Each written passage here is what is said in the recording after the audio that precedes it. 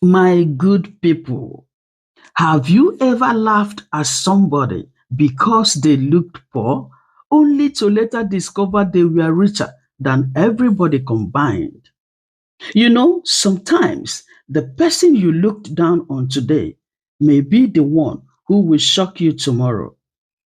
This is the story of Papa Okafor, a simple village farmer that everybody mocked, insulted, and rejected. Even his children grew up in poverty because nobody knew the truth about him until his death revealed a shocking secret that changed his family and the entire village forever. Oh yeah, guys, sit, jeje, relax, and let me take you into this emotional and inspiring journey. Welcome to Olu Beauty African Folktales channel. Here, we tell it the way it is. Have you subscribed? If not, please subscribe, like, comment, and share. Share it with your family and friends. Oh yeah, guys, let's go there. Long ago in Umudim village, there lived a quiet farmer called Papa Okafor. He was not always poor. Years ago, he had a wife, Mama Grace, a beautiful woman who stood by him through thick and thin. But tragedy struck when Mama Grace was giving birth to their last child. Complications came and she died. Papa Okafor was shattered. From that day, he refused to remarry. The woman wey stand by me, I no fit replace her, he always said. Left alone, he struggled to raise his three children. Chidera, the eldest son, gentle and thoughtful. Nnamdi, the second son, strong but stubborn.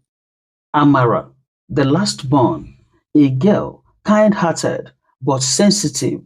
Without a wife, Papa Okafor's house became rough.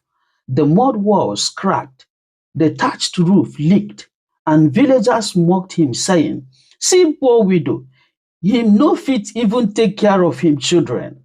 But Papa Okafor never argued. He just worked harder on his farm. Unknown to the villagers, Papa Okafor was a wise man. Farming was not just survival for him, it was business. Every harvest, he sold in bulk to traders in Onitsha and Oka. But instead of spending, he saved.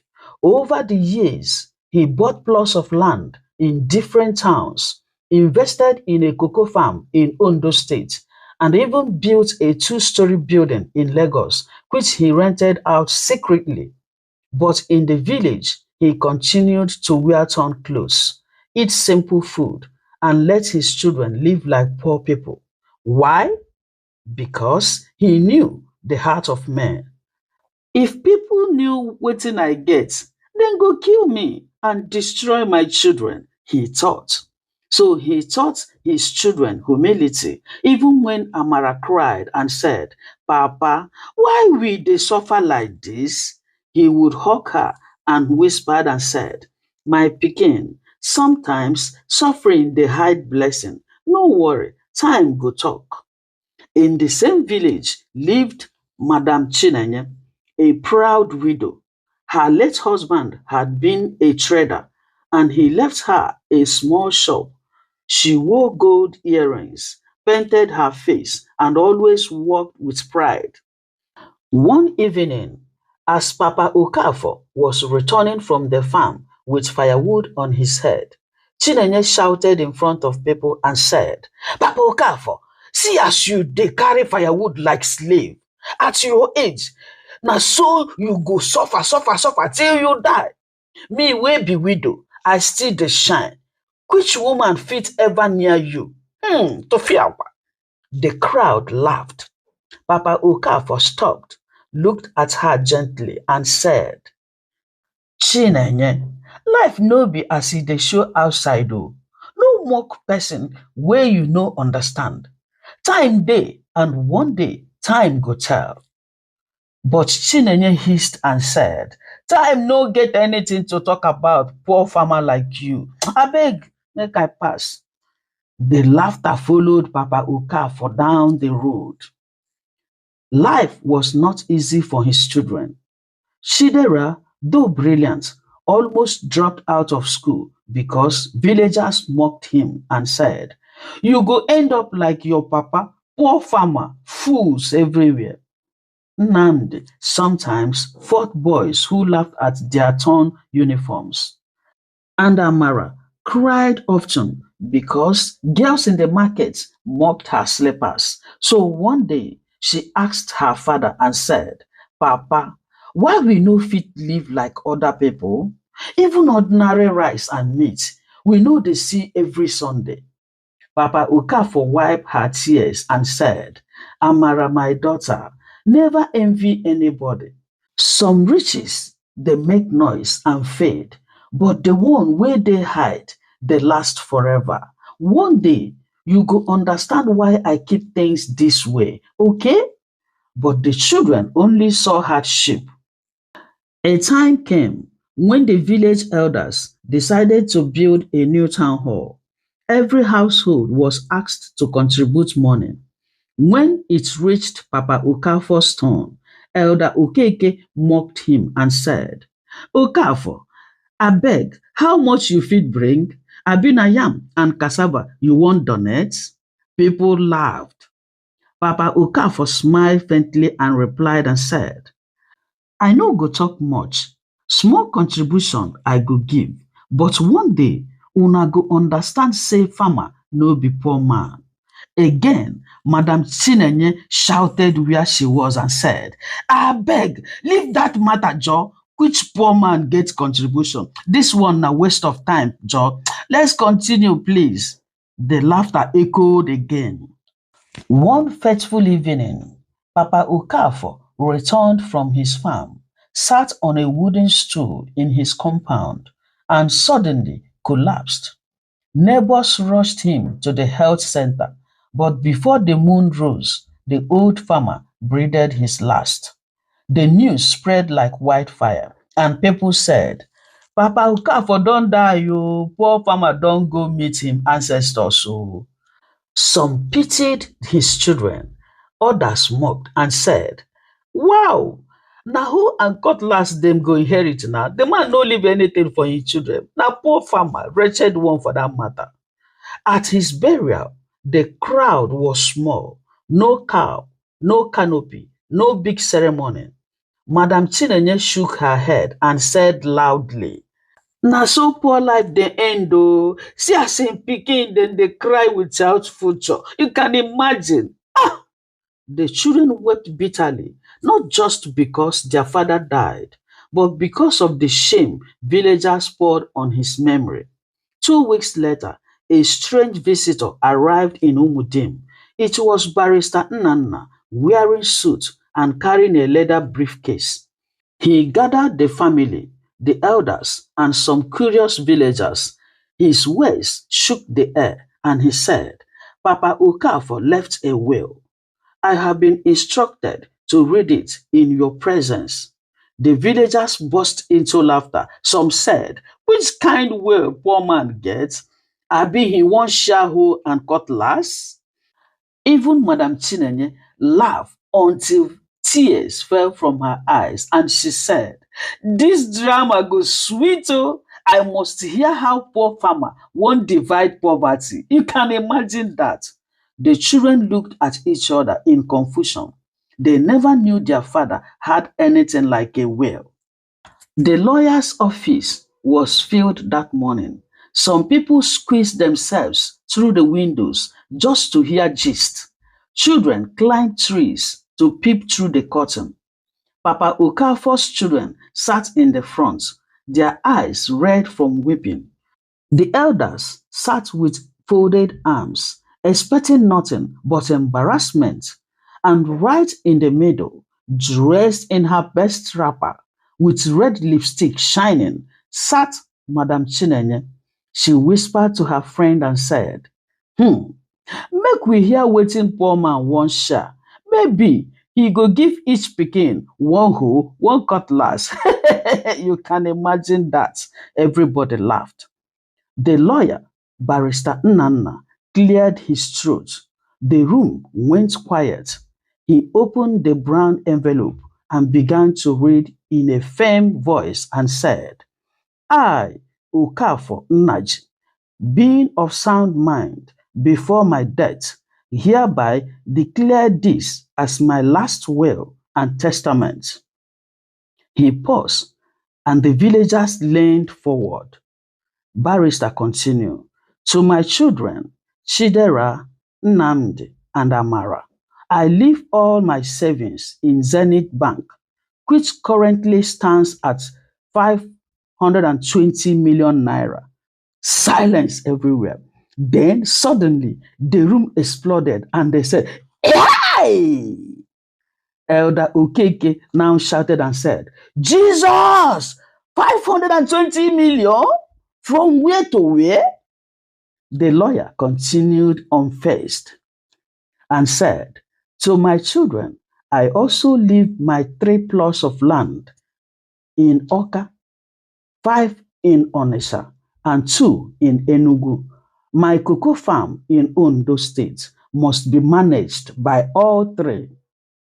My 2-story building in Lagos, currently rented to tenants, shall remain under the care of my eldest son, Chidera. Gasp filled the room. Women covered their mouths. Men looked at each other in shock. Barrister continued, to the village of Umudim, I leave the sum of 5 million naira for community development. This is my gift to the land of my fathers. By now, jaws were hanging open. People could not believe their ears. The moment the lawyer finished, noise broke out like thunder. The villagers were shouting. One said, Chineke, na lie. Papa Okafor forget all these things? How? Impossible. Another one said, but the man they wear torn clothes every day. How come all this? Madam Chinenye almost fainted. She staggered up and shouted and said, no, it cannot be. Papa Okafor where I dey mock. Billionaire? No, impossible. Her wrapper shifted as she grabbed her head and was shouting and said, ah, if I know, I for no insult am o. I for even marry am sef. The crowd jeered at her, and some women now told her and said, you see your life? Pride don't disgrace you finish. Tears rolled down Chidera's eyes. Nnamdi clenched his fist in disbelief. Amara sobbed uncontrollably. Chidera said, so all this while, Papa hid everything? He allowed us to suffer, to wear torn uniforms, to be mocked by villagers, and he was a rich man? The lawyer placed his hand on Chidera's shoulder and said, your father was not a wicked man. He did this to protect you. He wanted you to grow with humility so that when this wealth comes to you, it will not destroy you. He told me many times and said, I want my children to know suffering so they will value blessings. The children wept harder. Their father's wisdom became clearer, even in death. From that day, the story of Papa Okafor spread like wildfire. Villagers who once mocked him now praised him. One village man now said, na true say you no fit judge person by him clothes. Another one said, farming no be shame o. This man get sense pass all of us o. The elders who once used him as a bad example now used him as the greatest lesson, and they said, young men, be like Okafor, work hard, save, invest, but live humble. Even the children who mocked Amara in school now begged her for forgiveness. As for Madam Chinenye, shame followed her everywhere. People whispered when she passed, see the woman wey laugh billionaires farmer. If she humble small, she for dey among the richest today, they said. One evening, she sat alone in her shop, weeping bitterly and said to herself, pride na sickness. My mouth don't put me for trouble. I mock the man wey for save my life. You see now, chai! But it was too late. But my people, where money dey, wahala dey follow. After the reading of the will, greedy relatives of Papa Okafor appeared from nowhere. Cousins, uncles, even far relatives who never visited while he was alive. They began to whisper, we no fit allow these children chop everything. We too get rights. Argument started. Some villagers even tried to convince the children and said, your papa suffer, but na we dey support am sometimes. We deserve share too. The children were confused. The lawyer warned them and said, your father trusted only you. Be careful. Wealth can turn family against each other, but the battle for inheritance was only beginning. That night, after the will reading, Papa Okafor's children sat together under the mango tree in their compound. The moon shone brightly, and the air was quiet, except for the sound of crickets. And Amara said, I still no believe say Papa get all this money. Why him go allow us suffer like this? Chidera wiped his tears and said, Papa get reason. Remember how he always say, a child wey no taste hunger no go value food. He wanted us to grow with sense, not with pride. Nnamdi nodded slowly and said, maybe na true. If we grow with plenty money, maybe we for turn arrogant like some of our mates. Papa wanted us to be humble. Oh. Ah, that's true. They held each other's hands, tears rolling. In that moment, they made a silent vow that they would never let wealth divide them. A week later, Barrister Nnanna came to see them again. He sat with the children and spoke softly and said, your father lived a humble life because he wanted to protect this wealth from evil eyes. If people knew, they would have destroyed him. He trusted me to guide you. My advice, don't rush. Don't let money change you. Use it to bless others, just as your father planned. The children nodded. His words sank deep. One afternoon, Madam Chinenye came to the compound. She stood outside the gate, too ashamed to enter. When the children noticed her, they wanted to chase her away, but Amara, the youngest, spoke up and said, let her talk. Maybe she came with peace. Chinenye fell on her knees immediately and said, my children, forgive me. I mocked your father. I mocked you. I thought he was nothing, but now I see that I was the foolish one. Please, no keep hatred for me, please, my children. Tears rolled down her face. The children were silent for a moment. Then Chidera helped her up and said, Auntie Chinenye, our father taught us forgiveness. We no go repay evil with evil. Go in peace. Learn from this. The villagers watching from afar murmured and said, see children wey get sense. Na so Okafor spirit dey live inside them. Ha! As weeks passed, the children began to use the inheritance wisely. They repaired the leaking roofs of their father's mud house, but they refused to demolish it. This house will remind us where we come from, Chidera said. They started paying the school fees of poor children in the village. They bought new clothes for widows who had been mocked like their father. They gave food to hungry families. Slowly, the same villagers who once mocked Papa Okafor's family began to respect them deeply. And they said, truly, apple no dey fall far from tree. Okafor children dey follow him footstep well well. During one village meeting, the eldest child, Chidera, stood up to speak.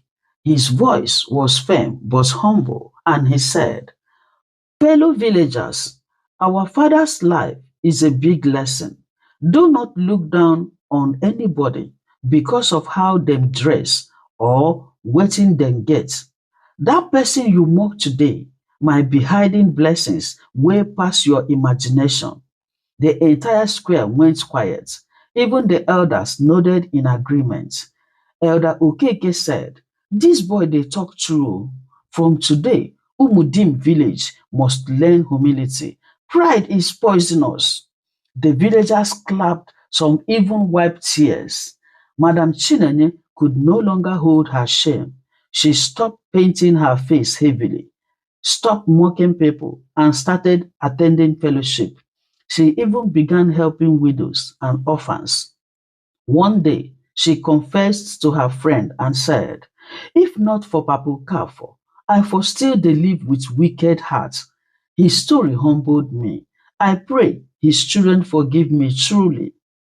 Months later, the children discovered something else their father left behind, a diary. Inside it were his thoughts, prayers, and advice. One note of it read, and he said, "Wealth is not how much money you hide in the bank, but how many lives you touch with your hands.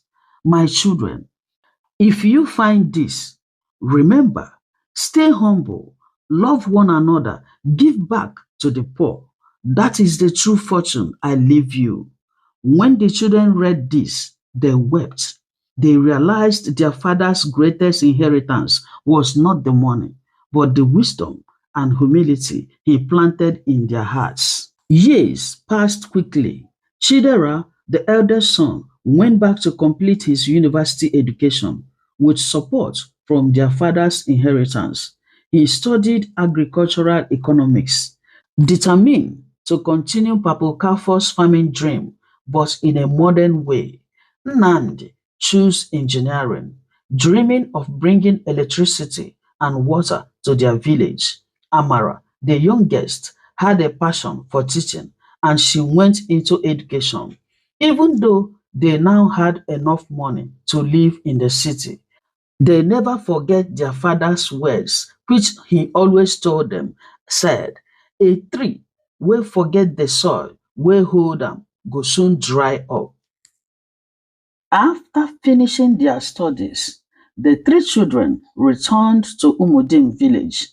The villagers expected them to live in mansions far away, but instead they came home with big plans. At the village square, Chidera addressed the people and he said, "Our father was mocked because he chose to live simple. But that simplicity made us who we are today. Now, we want to use this blessing to lift this village." The villagers erupted in cheers. The children started projects that changed Umudim. A modern farm, Chidera opened a large farm that employed many villagers. He introduced tractors, fertilizers, and irrigation. For the first time, Umudim exported yam, cassava, and palm oil to other states. Electricity and clean water. Nnamdi set up boreholes in every part of the village and built a solar energy project. No more carrying water from streams or staying in darkness. Free school. Amara built a big school in the village and made sure even orphans and poor children attended free. She became the headmistress, loved by everyone. Umudim became the envy of neighboring towns. Madam Chinenye watched in silence as the children changed the face of the entire village. She couldn't believe that the same family she once mocked was now the pillar of the land. One day, she met Amara at the school. With tears in her eyes, she whispered and said, "My daughter, truly, your papa's spirit dey inside you. I mocked you people because I was blind, but now I want to join in helping others, please." Amara hugged her gently and said, "Auntie, forgiveness no be by mouth alone. Prove it with your life. Help the poor, love the people. Then you will honor Papa's memory, okay? From that day, Chinenye became one of Amara's strongest supporters at the school. News of Umudim's transformation spread beyond Anambra State. Journalists came to interview the Okafor children. Government officials visited to see the solar projects and the modern farms. One Lagos newspaper carried the headline and they read, "The Farmer's Hidden Fortune: How One Man's Humility Raised a Generation of Leaders." People everywhere began saying, if Papa Okafor could raise such children in poverty, then no parent should even give up.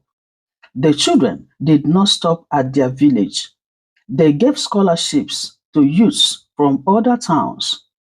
They opened a farm training center where young farmers from across Nigeria came to learn.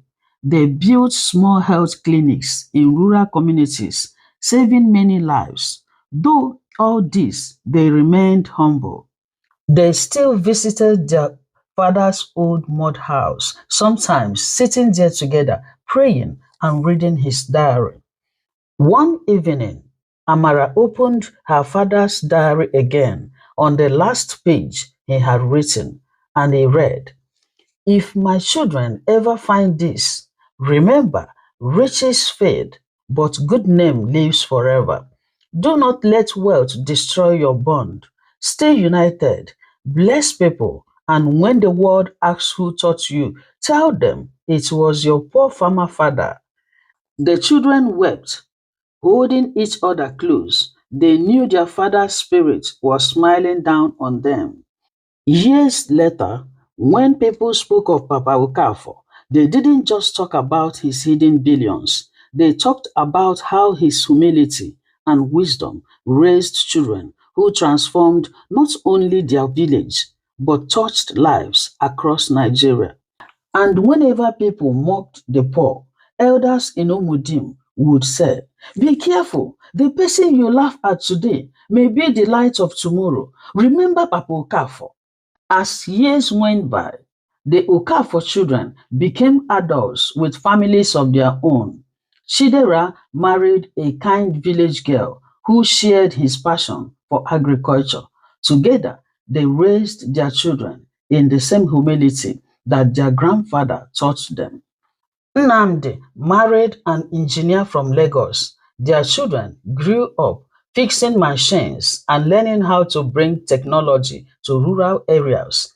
Amara remained the mother of the community. She married a school teacher, and together they raised children who loved books and knowledge. Every year, on the anniversary of their father's death, the three children gathered at Papa Okafor's old hut. They never allowed the place to be demolished. Instead, they kept it as a heritage site. At the gathering, they would tell their children stories of Papa Okafor's life, and Amara said, your grandfather was mocked. They called him poor, but he was rich in wisdom.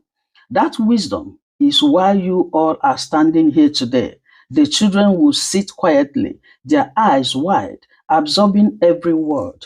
One year, the people of Umudim decided to host a festival in Papa Okafor's honor. They invited dignitaries from Abuja, Lagos, and beyond. The governor came. Even international visitors arrived.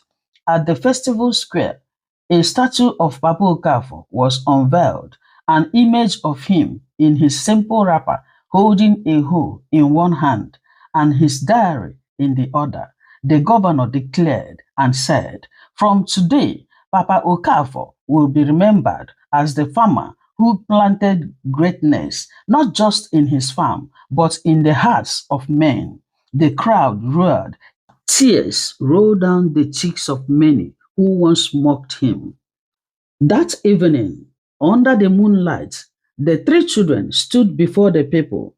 Chudera spoke and said, we vow that Papa's legacy will never die. We will not use this wealth to oppress. We will use it to bless. Nnamdi also said, as long as there are villagers in darkness, we will light them. And Amara also said, as long as there are children without hope, we will give them a future. The villagers shouted in unison, Papa Okafor, Papa Okafor, Papa Okafor. Many decades later, when the children were old, they too passed on one by one, but their children and grandchildren continued their work. The Okafor Foundation became one of the biggest charities in Nigeria. Umudim became a model village for the entire country. People traveled from abroad to learn how a poor farmer's family built an empire of kindness. And in every home where Papa Okafor's story was told, mothers will point at their children and say, my child, never laugh at the poor. Help them, love them, because you don't know what God has planted inside them. In the end, Papa Okafor was not remembered for his billions, but for the values he planted: humility, hard work, love, and faith in God. And that became his true hidden fortune. In the end, the same villagers who mocked Papa Okafor now call his name with respect. His story teaches us something deep. True wealth is not always loud. Sometimes the richest people are the quietest ones. Never look down on anyone because tomorrow may shock you.